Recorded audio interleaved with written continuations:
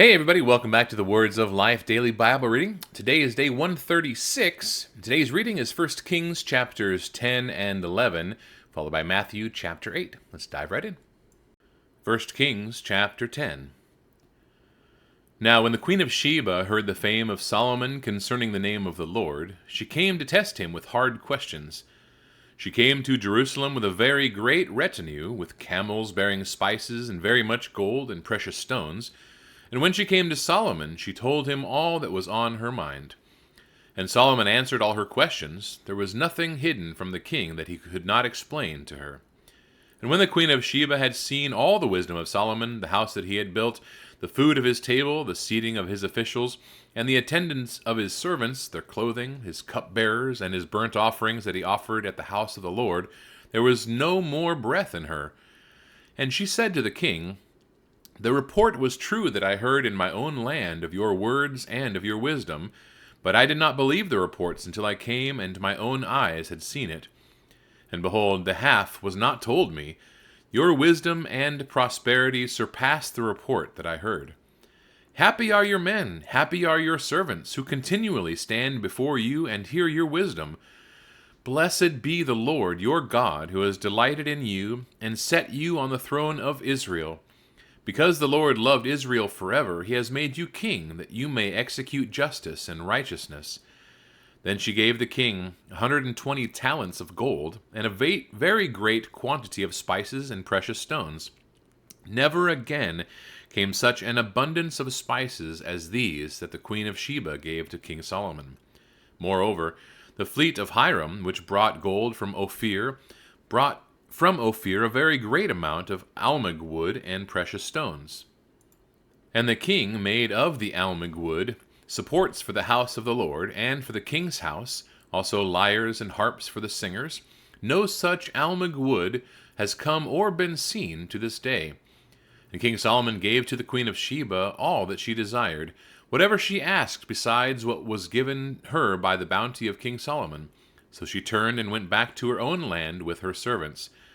Now the weight of gold that came to Solomon in 1 year was 666 talents of gold, besides that which came from the explorers and from the business of the merchants, and from all the kings of the west and from the governors of the land. King Solomon made 200 large shields of beaten gold. 600 shekels of gold went in each shield. And he made 300 shields of beaten gold. 3 minas of gold went into each shield. And the king put them in the house of the forest of Lebanon. The king also made a great ivory throne and overlaid it with the finest gold. The throne had 6 steps, and the throne had a round top, and on each side of the seat were armrests and 2 lions standing beside the armrests. While 12 lions stood there, one on each end of a step on the 6 steps, the like of it was never made in any kingdom. All King Solomon's drinking vessels were of gold, and all the vessels of the house of the forest of Lebanon were of pure gold. None were of silver. Silver was not considered as anything in the days of Solomon. For the king had a fleet of ships of Tarshish, at sea with a fleet of Hiram. Once every 3 years the fleet of ships of Tarshish used to come bringing gold, silver, ivory, apes, and peacocks. Thus King Solomon excelled all the kings of the earth in riches and in wisdom. And the whole earth sought the presence of Solomon to hear his wisdom, which God had put into his mind. Every one of them brought his present, articles of silver and gold, garments, myrrh, spices, horses and mules, so much year by year. And Solomon gathered together chariots and horsemen. He had 1,400 chariots and 12,000 horsemen, whom he stationed in the chariot cities and with the king in Jerusalem. And the king made silver as common in Jerusalem as stone. And he made cedar as plentiful as the sycamore of Shephelah. And Solomon's import of horses was from Egypt and Kue, and the king's traders received them from Kue at a price. A chariot could be imported from Egypt for 600 shekels of silver, and a horse for 150, and so through the king's traders they were exported to all the kings of the Hittites and the kings of Syria. 1 Kings chapter 11. Now King Solomon loved many foreign women, along with the daughter of Pharaoh, Moabite, Ammonite, Edomite, Sidonian, and Hittite women, from the nations concerning which the Lord had said to the people of Israel, You shall not enter into marriage with them, neither shall they with you, for surely they will turn away your heart after their gods. Solomon clung to these in love. He had 700 wives who were princesses, and 300 concubines, and his wives turned away his heart. For when Solomon was old, his wives turned away his heart after other gods, and his heart was not wholly true to the Lord his God, as was the heart of David his father. For Solomon went after Ashtaroth, the goddess of the Sidonians, and after Milcom, the abomination of the Ammonites. So Solomon did what was evil in the sight of the Lord, and did not wholly follow the Lord, as David his father had done. Then Solomon built a high place for Chemosh, the abomination of Moab, and for Molech, the abomination of the Ammonites, on the mountains east of Jerusalem. And so he did for all his foreign wives who made offerings and sacrificed to their gods. And the Lord was angry with Solomon because his heart had turned away from the Lord, the God of Israel, who had appeared to him twice, and had commanded him concerning this thing, that he should not go after other gods. But he did not keep what the Lord commanded. Therefore the Lord said to Solomon, Since this has been your practice, and you have not kept my covenant and my statutes that I have commanded you, I will surely tear the kingdom from you, and will give it to your servant. Yet for the sake of David your father I will not do it in your days, but I will tear it out of the hand of your son. However, I will not tear away all the kingdom, but I will give one tribe to your son for the sake of David my servant, and for the sake of Jerusalem that I have chosen. And the Lord raised up an adversary against Solomon, Hadad the Edomite. He was of the royal house in Edom. For when David was in Edom, and Joab the commander of the army went up to bury the slain, he struck down every male in Edom. For Joab and all Israel remained there 6 months, until he had cut off every male in Edom. But Hadad fled to Egypt, together with certain Edomites of his father's servants, Hadad still being a little child. They set out from Midian and came to Paran, and took men with them from Paran, and came to Egypt, to Pharaoh, king of Egypt, who gave him a house and assigned him an allowance of food and gave him land. And Hadad found great favor in the sight of Pharaoh, so that he gave him in marriage the sister of his own wife, the sister of Tahpenes the queen. And the sister of Tahpenes bore him Genubath his son, whom Tahpenes weaned in Pharaoh's house. And Genubath was in Pharaoh's house among the sons of Pharaoh. But when Hadad heard in Egypt that David slept with his fathers, and that Joab the commander of the army was dead, Hadad said to Pharaoh, Let me depart, that I may go to my own country. But Pharaoh said to him, What have you lacked with me, that you are now seeking to go to your own country? And he said to him, Only let me depart. God also raised up an adversary to him, Rezon the son of Eliada, who had fled from his master Hadadezer, king of Zobah. And he gathered men about him and became leader of a marauding band after the killing by David. And they went to Damascus and lived there and made him king in Damascus. He was an adversary of Israel all the days of Solomon, doing harm as Hadad did, and he loathed Israel and reigned over Syria. Jeroboam, the son of Nebat, an Ephraimite from Zeradah, a servant of Solomon, whose mother's name was Zeruiah, a widow, also lifted up his hand against the king. And this was the reason why he lifted up his hand against the king. Solomon built Millo and closed up the breach of the city of David his father. The man Jeroboam was very able, and when Solomon saw that the young man was industrious, he gave him charge over all the forced labor of the house of Joseph. And at that time, when Jeroboam went out of Jerusalem, the prophet Ahijah the Shilonite found him on the road. Now Ahijah had dressed himself in a new garment, and the two of them were alone in the open country. Then Ahijah laid hold of the new garment that was on him, and tore it into 12 pieces.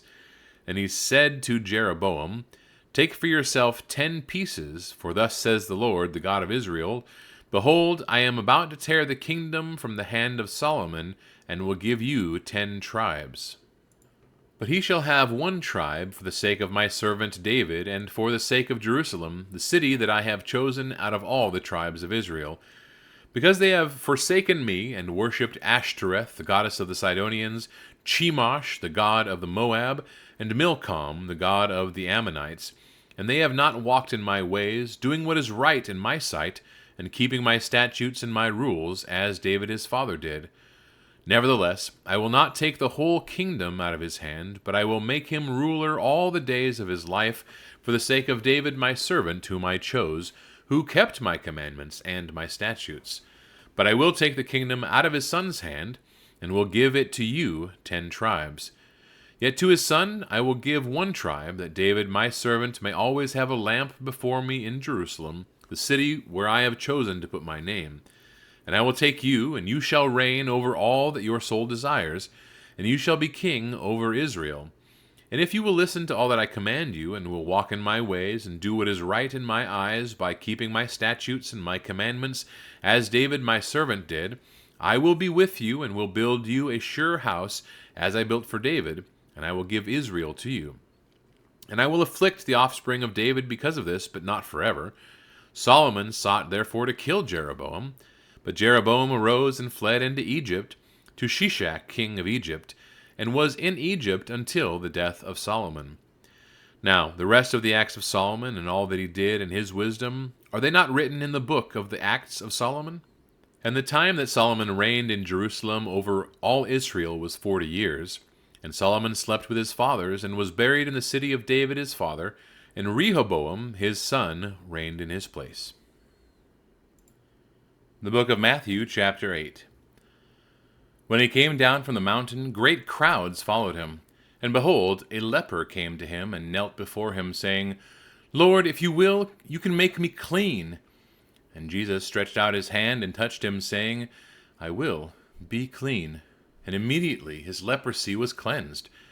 And Jesus said to him, See that you say nothing to anyone, but go, show yourself to the priest, and offer the gift that Moses commanded for a proof to them. When he had entered Capernaum, a centurion came forward to him, appealing to him, Lord, my servant is lying paralyzed at home, suffering terribly.